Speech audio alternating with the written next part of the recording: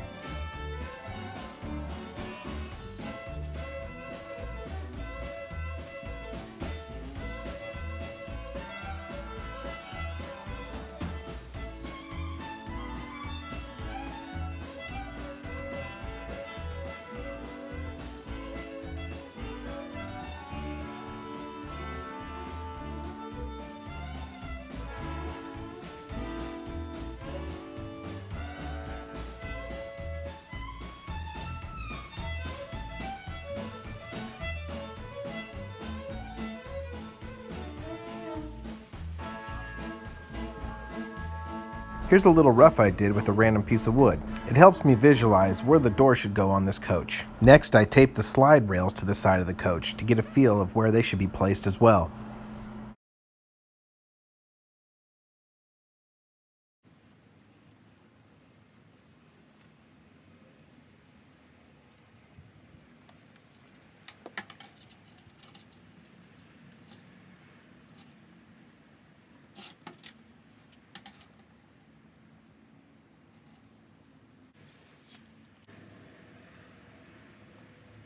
At this stage, we'll measure the sliding door panels and then take them over to my buddies to be cut. These panels will be 15 inches high by 20 inches long.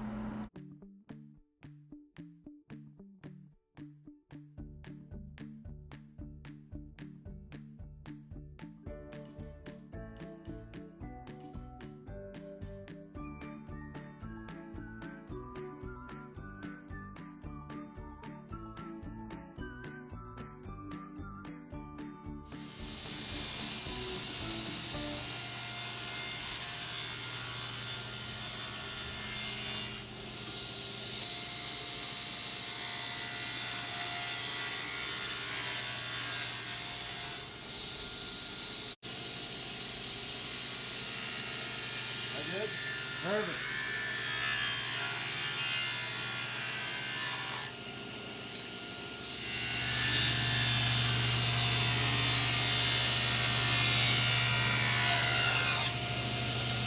I went to every hobbyist best friend, Home Depot, and had them color match the paint.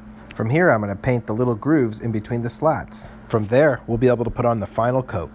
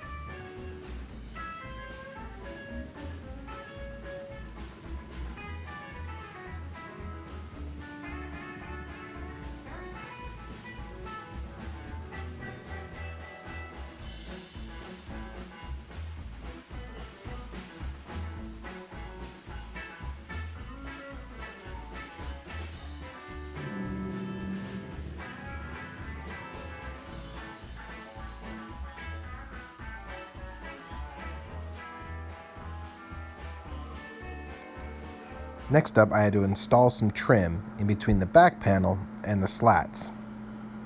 I clamped the two together in order to make the trim fit a little bit easier. It was a really tight fit, but this technique helped the aluminum rails slide into place.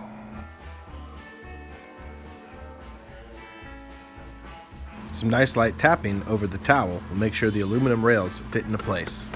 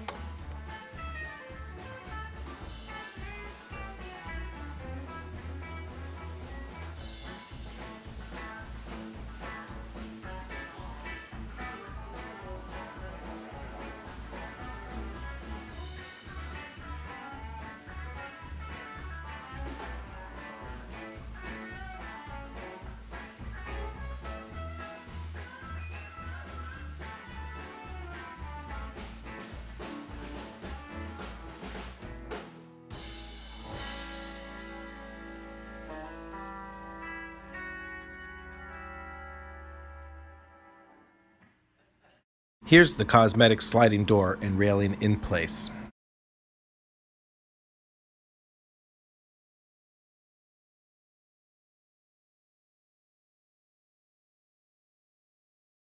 From here, I'm going to put a little protective coat over the door and the railings, followed by logo placement.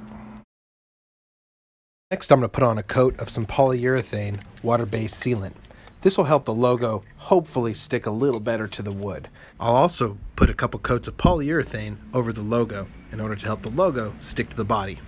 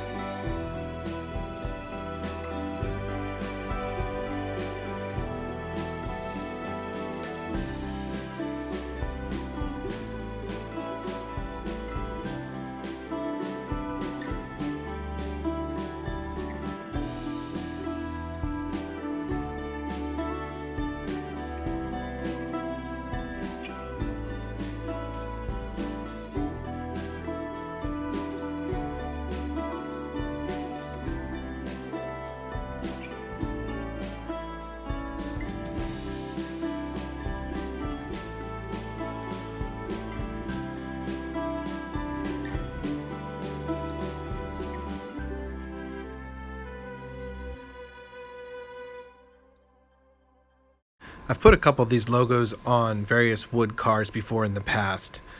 I've used a heat gun as well, but found it kind of crimples up the logo. So unfortunately, this is my method here, is to kind of suffer through it. Most rail enthusiasts would have probably made a stencil and just painted it on, but unfortunately I didn't have that luxury, and I do like the way the vinyl sits. Getting this logo off and onto the body took a lot of patience, but it paid off. After putting the waterproof sealant over it, it was ensured to have a steady fit.